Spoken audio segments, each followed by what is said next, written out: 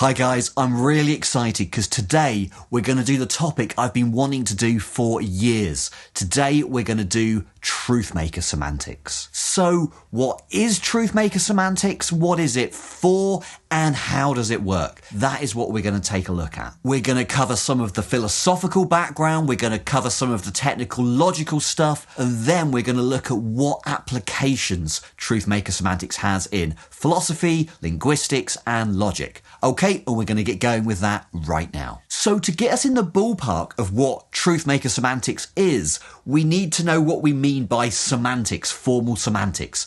So basically we're thinking about the kind of mathematical frameworks that we can use to make sense of language, whether that is a natural language or a logical language. So very, very basically the truth table semantics for basic baby logic, that is one kind of semantics. So whenever we're doing logical semantics, we're basically doing stuff, something like that, but usually a lot more complex. And we're going to be able to use Truthmaker Semantics to make sense of logical languages, different logics, but also different bits of natural language, including lots of applications that have very significant kind of philosophical theories associated with them. Thinking about things like knowledge and belief and counterfactuals, that kind of thing. So as far as the background for this kind of thing goes, Truthmaker Semantics is kind of in the same ballpark as possible world semantics. It's a kind of a similar kind of framework and it tries to do the same kind of things. So if you don't know what possible world semantics is,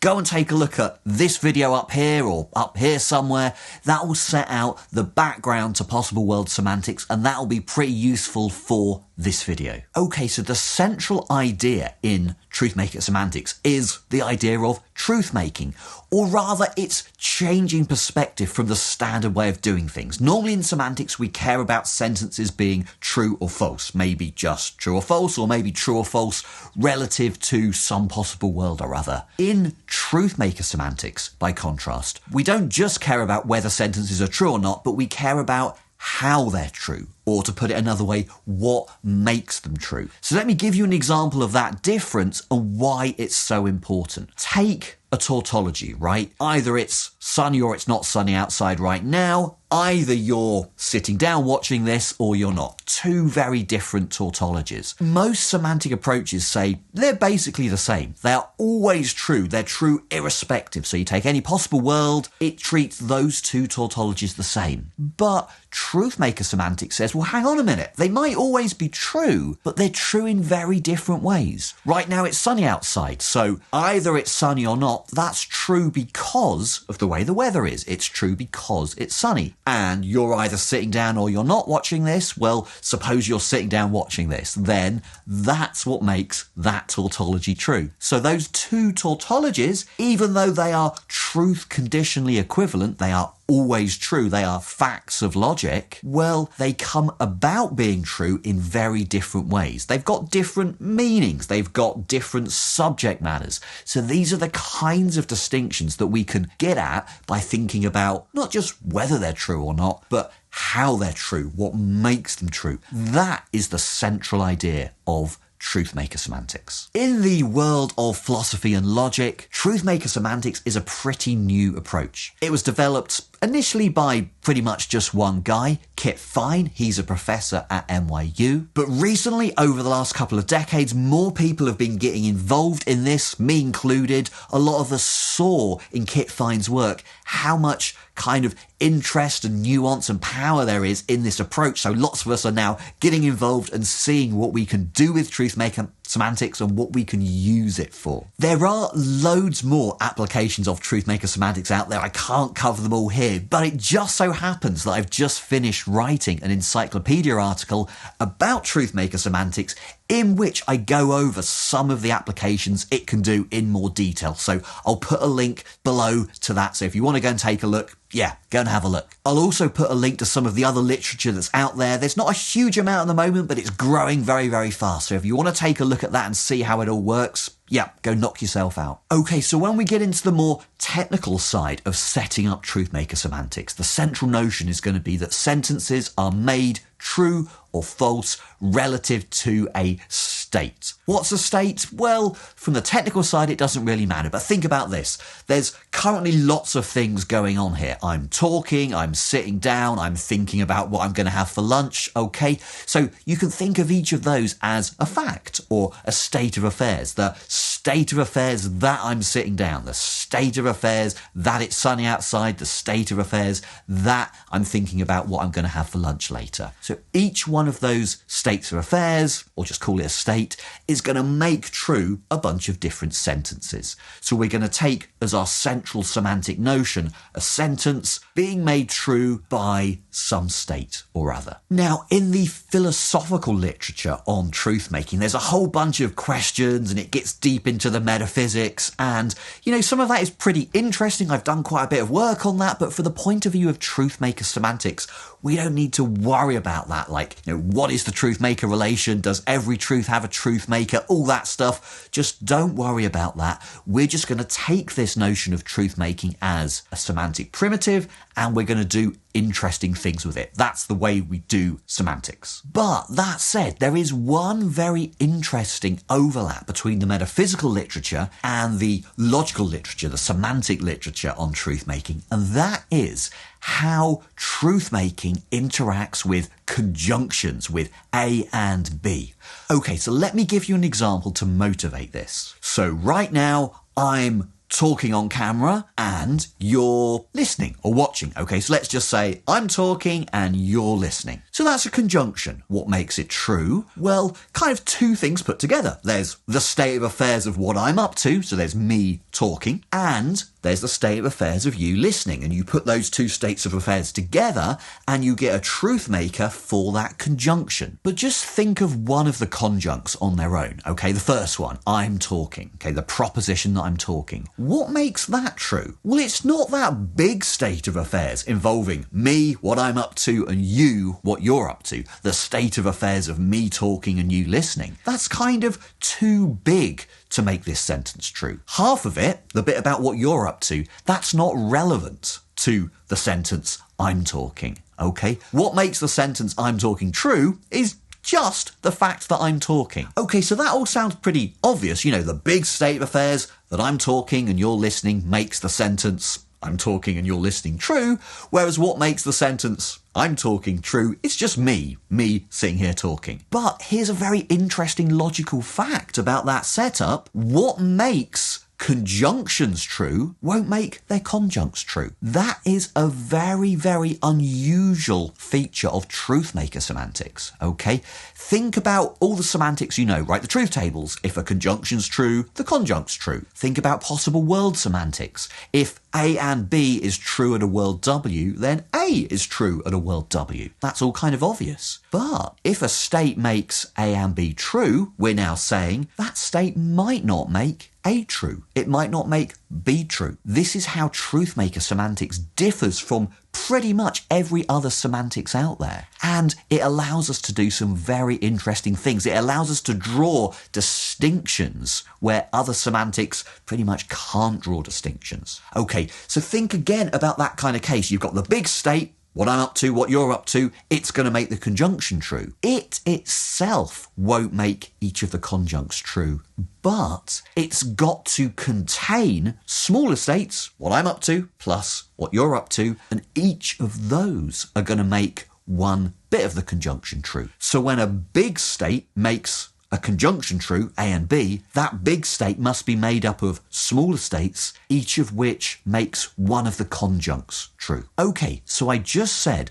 that that big state, the state that I'm talking and you're listening, won't be a truth maker for one of the conjuncts, just that I'm talking, because it's kind of got bits that are irrelevant. The stuff about you is irrelevant to the truth of the sentence I'm talking. But there's a kind of a way in which it does make that sentence true, right? Because it's got this part, the part that I'm sitting here talking, and that bit does make true the sentence I'm talking. So you might think, well, there's kind of different notions of truth making we can play around with here. And one of the great things about Truthmaker Semantics is we don't have to pick and choose. We can capture all of these different notions of truth and truth making within the one semantics. So the former notion under which to be a truth maker, a state has to be exactly relevant to the truth or falsity of that sentence. We can call that exact truth making. And the second notion under which a state doesn't have to be perfectly exactly relevant. It just has to have enough stuff in it to make that sentence true, even if there's a bit of irrelevance there. We can call that inexact truth making. And one of the nice things that I'll show you later is we can define inexact truth making out of exact truth making. So we don't have to pick and choose, we can have both. Okay, so let's switch gear now and talk a bit about how we set up the formal aspects of Truthmaker Semantics. So the key notion in the technical setup is that of a state space. So let me explain to you what that is. Okay, so to set up a state space, we need some states.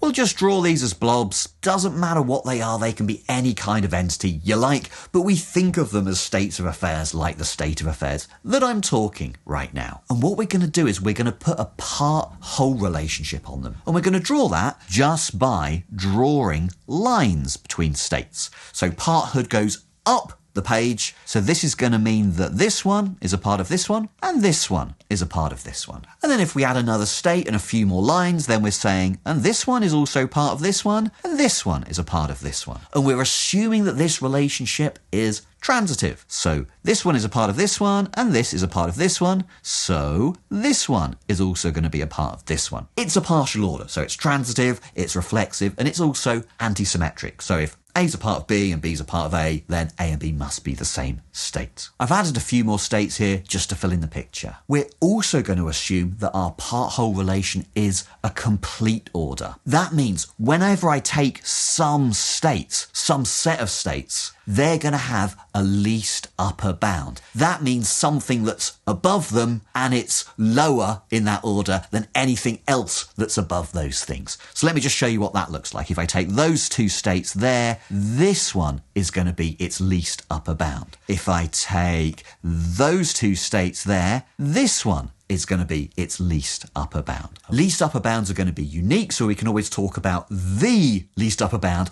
of any subset of states. And a different way of thinking about this is, if we take a pair of states like that, their least upper bound is this one, we sometimes call that the fusion of these two. So it's like this. You take these two states, you put them together, and that is the result. So we've got different ways of thinking about this. We can think of it in terms of part and whole. These are the parts and that is the whole. Or you can think of it in terms of an operation of fusion. You take these two things and you kind of put them together, and this one is the result. So we're going to write parthood like this. Okay, S is a part of state U. We're going to write fusion like this. So let's say S fused with T equals state U. And we have this nice relationship between the two ways of thinking about it. So we can say that S is a part of U if and only if S fused with that thing U is just U itself. You don't get anything bigger or smaller. Let's go back to our parthood diagram. These are sometimes called Hasse diagrams. Because we've said that any subset of states is going to have a least upper bound, that means that the set of states themselves must have a least upper bound. So if we take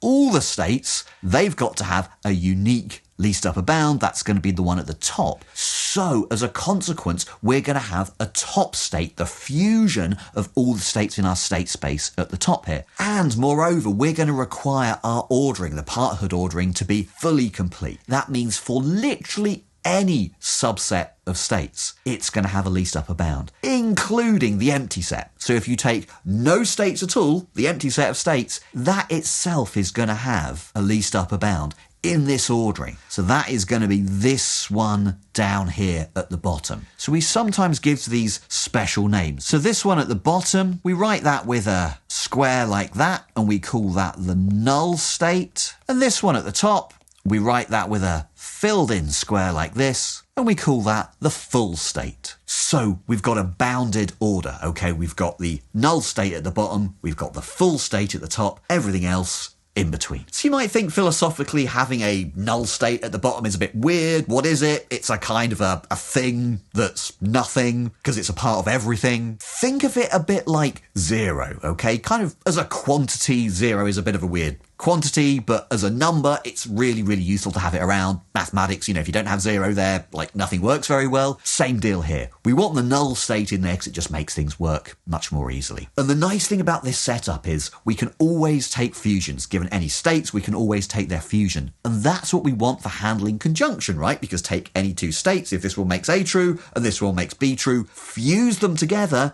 and you've got a truth maker for A and B, okay? So we don't want any cases where we've got A and B, but no truth maker for A and B. That's why we always want the ability to take fusions within a state space. So that is a state space. It is just a bunch of states with an ordering, a part-whole ordering, just like I've described here on it. Okay, so how do we use a state space to analyze sentences? How do we take that and talk about whether sentences are true or false? So we're going to have a truth-making relation, a relationship between states in the state space and sentences in our language. We're going to write it like this. We're going to say that state S truth makes the sentence A, or makes true the sentence A. So we're going to use this funny looking symbol here to mean makes true. So S makes true. How do we define this? Well, we pretty much do what we do in the case of possible world semantics, for example. We take a valuation function and it is going to give a set of states to all the primitive sentences, the sentence letters, so P, Q, R, stuff with no connectives in it. We're just going to say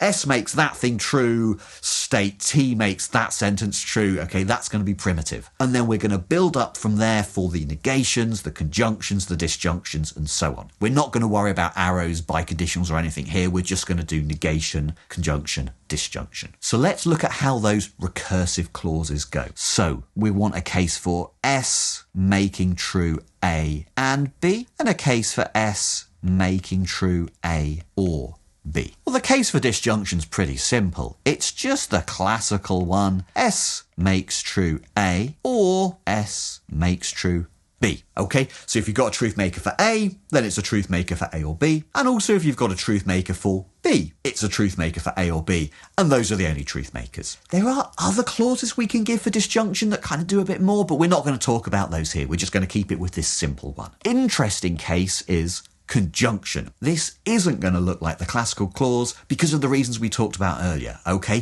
Thinking about what we said earlier, when do we have a truth maker for A and B? Well, this state S has to be made up of two states. It has to be the fusion of a truth maker for A and a truth maker for B. So we're going to want to say that S is a truth maker for the conjunction if and only if there exist states, let's call them T and U, and they have to fuse together. So S has to be the fusion of T with U, and T makes true A and U makes true B. Okay, so there's conjunction and disjunction, but what about negation? When do we have a truth maker for not A? So there are different approaches to this in Truthmaker Semantics. But the approach I'm going to look at here, I think is the simplest one, says as well as having truth makers and a truth making relation, we also need falsity makers and a falsity making relation. So for instance, the state that I'm sitting here right now makes it true that I'm sitting here right now, but it simultaneously makes it false that I'm standing right now, or that I'm downstairs right now, or that I don't exist right now, okay?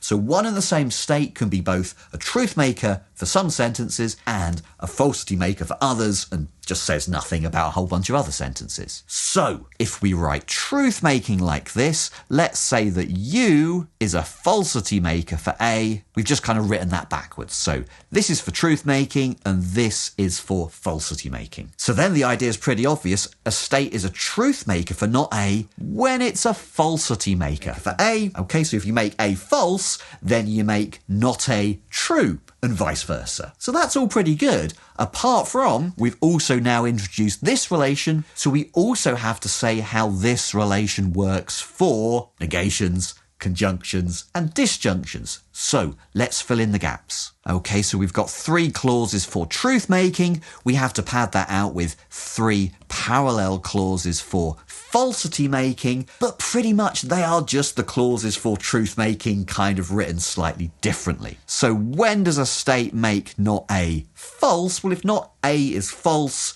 that state must be making A true. So we can say S is a falsity maker for not A if S makes A true. When does S make A and B false? Well, by making A false or by making B false. So we can say S is a falsity maker for A, or it's a falsity maker for B. And note there that the falsity making clause for and, it's just like the truth making clause for or. So there's this kind of interplay with and or in between truth making and falsity making, which is basically just like De Morgan, right? We'll have a look at that in a bit. So you might think, this one left over, it's going to be a bit like the truth-making clause for and. And that's exactly right. How do you make a disjunction false? Well, you've kind of got to guarantee that both bits are false. So a state has to include enough to say that bit's false and that bit's false. So S is a falsity maker for A or B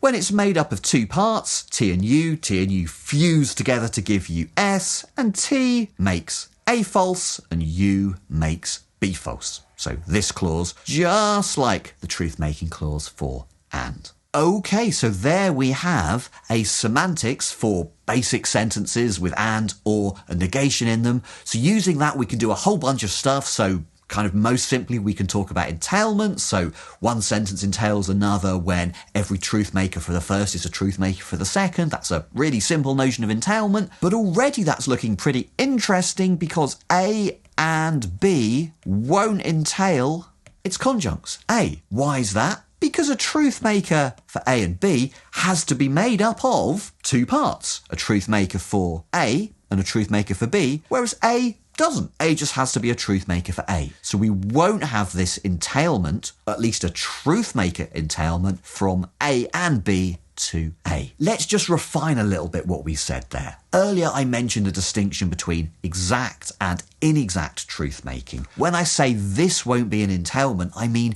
it won't be an entailment of exact truth making. Exact truth makers for conjunctions don't have to be exact truth makers for conjuncts. But we can define a notion of inexact truth making. How do we do that? Well, we just say that an inexact truth maker for a sentence is anyone that contains an exact truth maker. So let's just suppose that this state here is an exact truth maker for the sentence A, then this state and everything that contains it. So this one and this one and this one, these are all going to be inexact truth makers for A. This state here is both an exact and an inexact, whereas these three are merely inexact truth makers for A. So we've defined inexact truth making in terms of exact truth making using our parthood order, and then we can see that A and B will inexactly entail A. That means any inexact truth maker for A and B will be an inexact truth maker for A. Why is that? Well, here's the reasoning. Suppose a state is an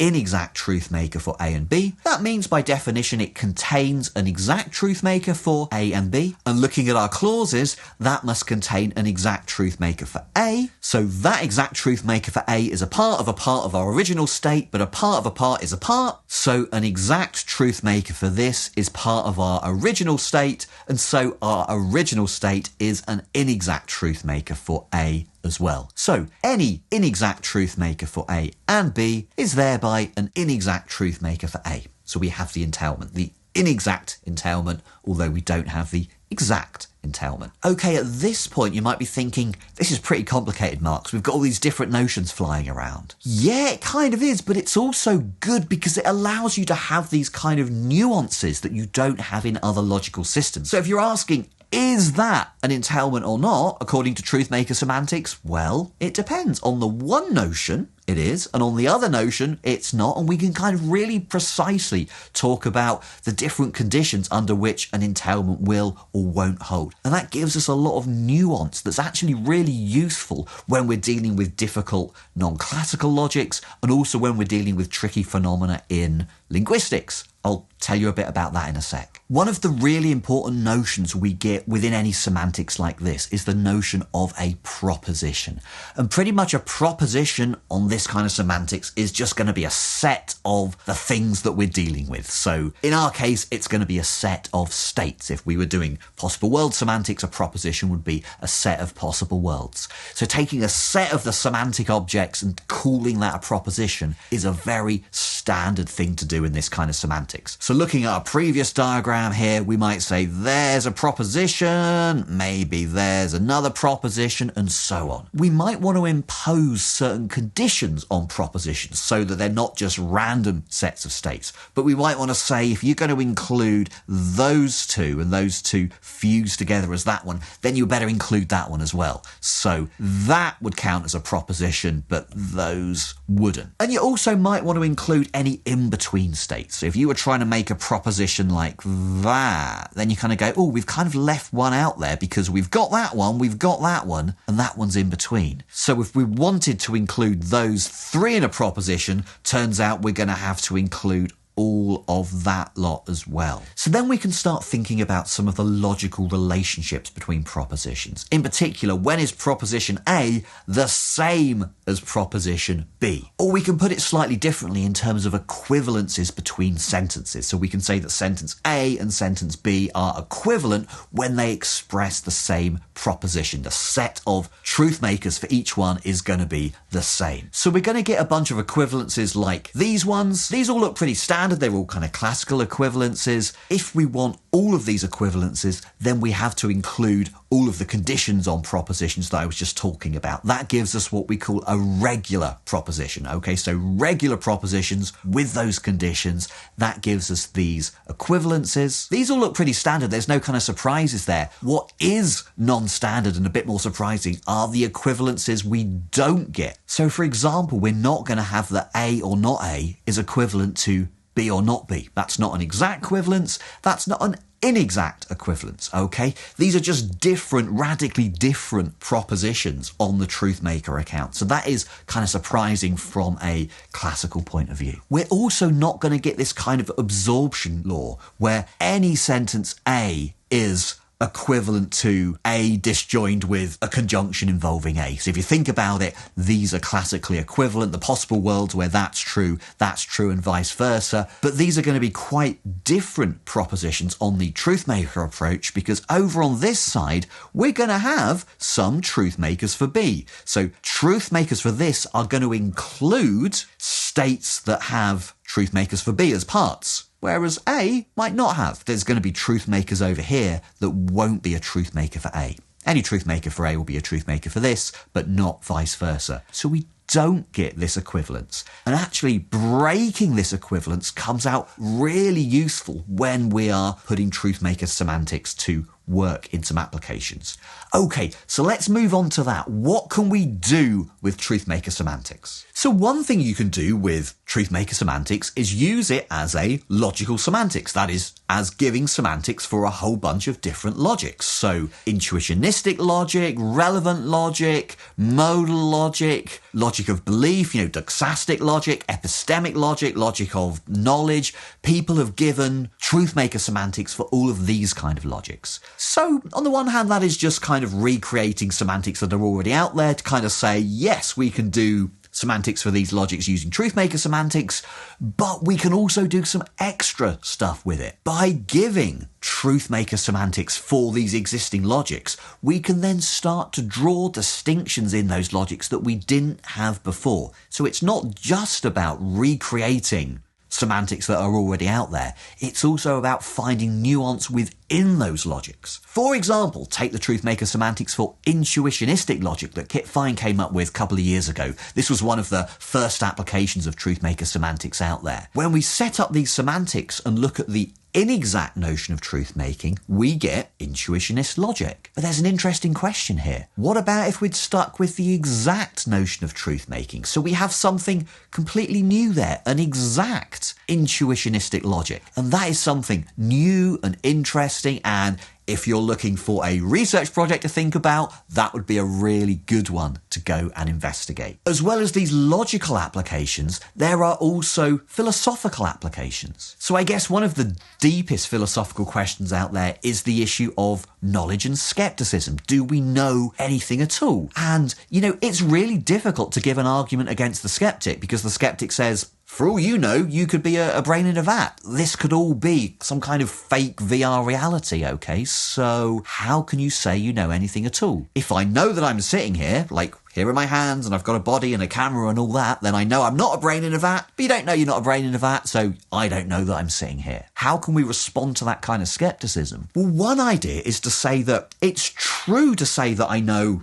I'm sitting here talking, here are my hands, etc., even though I don't know that I'm not a brain in a vat, because something about the first knowledge ascription, me sitting here talking, having hands, all that kind of business, it has a certain subject matter, whereas the subject matter of the ascription about knowing or not knowing that I'm a brain in a vat, it's a different subject matter. So the idea is what I know kind of doesn't transgress beyond a certain subject matter. So it allows us to say that in some cases I might know something and not know this other thing, even though that the first thing that I do know implies the second thing that I don't know. How can we explain how knowledge ascriptions kind of interrelate with subject matters in this way, and kind of what are subject matters? Truthmaker Semantics has a really nice explanation of this. The subject matter of a sentence is just like the fusion of all its truth makers. So it's kind of like the flattening down of the whole proposition to just one state. And there's a whole kind of logic of how this kind of idea of subject matter or content containment might work. It's a logic called AC, of analytic containment. And one of the really interesting things here historically is this logic was around for a long time without any proper semantics. And then along comes Truthmaker Semantics, and Kit Fine showed that you can use Truthmaker Semantics to give you semantics for the logic AC. And then other people have come along and tried to use these notions and apply them to the problem of skepticism. So, for instance, Sam Elgin says that the right notion of the closure of knowledge is precisely this logic AC. So we've got kind of this triangle of logic AC, skepticism and knowledge in philosophy, and the Truthmaker Semantics tying it all together. So there's a pretty deep application in philosophy. What about in linguistics? So one great application of Truthmaker Semantics is to counterfactuals, would counterfactuals. So statements like, if Anna had gone to the party, then I would have gone too. So I'm not going to set up the whole theory of how Truthmaker Semantics deals with counterfactuals here, because it's kind of complicated and fiddly, but let me just show you one problem that it can solve. So let's write a counterfactual like this. This is going to be our counterfactual conditional, so we're going to say if A were the case, then B would have been the case too. Okay, so here's an inference that I think sounds pretty good of counterfactuals. Okay, so suppose there was this party yesterday, and we think if either Anna and Beck had gone, then Kath would have gone. I think from that you can infer, with good reasoning, that if Anna had gone, then Kath would have gone. So that seems like a good inference to me. It's sometimes called simplification or simplification of disjunctive antecedents. So we can take the A or B here and end up with just A here. Sounds like a good inference to me. But there's a problem, because in most counterfactual systems, it entails this principle. So this is sometimes called antecedent strengthening, because we go from A in the antecedent to something stronger, A and B. And this is definitely not a good inference with counterfactuals.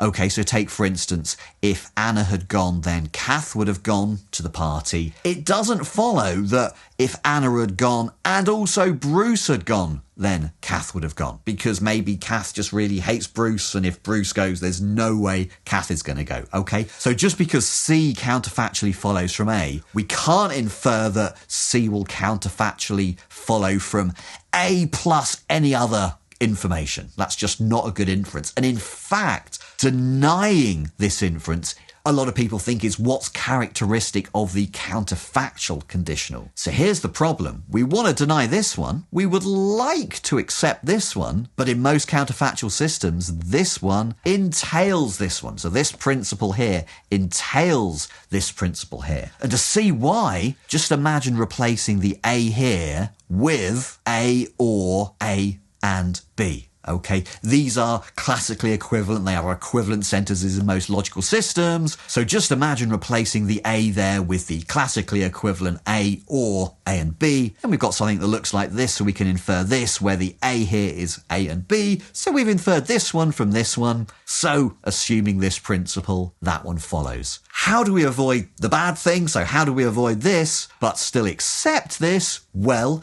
we have to break the equivalence between A and A or A and B. And that's exactly what Truthmaker Semantics does. And what's really nice here is we didn't have to do any funny fiddling with counterfactuals or the way we set up the counterfactual logic to break that equivalence. This equivalence is broken right at the start of Truthmaker Semantics just by saying, look, you got truth makers for that aren't truth makers for that. So already, even before we start doing counterfactual stuff, we know that we can pretty much get this principle without it implying this principle. So we can solve this problem in counterfactual logic using Truthmaker Semantics. Again, the reasoning here, that's all due to Kit Fine. For me, this has been a really interesting video to make. I've gone in a lot more detail than I do in some of my other videos. Truthmaker Semantics, for me, it's such an exciting approach. It's pretty new, but it's kind of developing and it's growing. Every year, a whole bunch of new exciting stuff comes out. So I have really enjoyed talking to you about Truthmaker Semantics. I hope you've enjoyed listening about it. I hope you've learned something.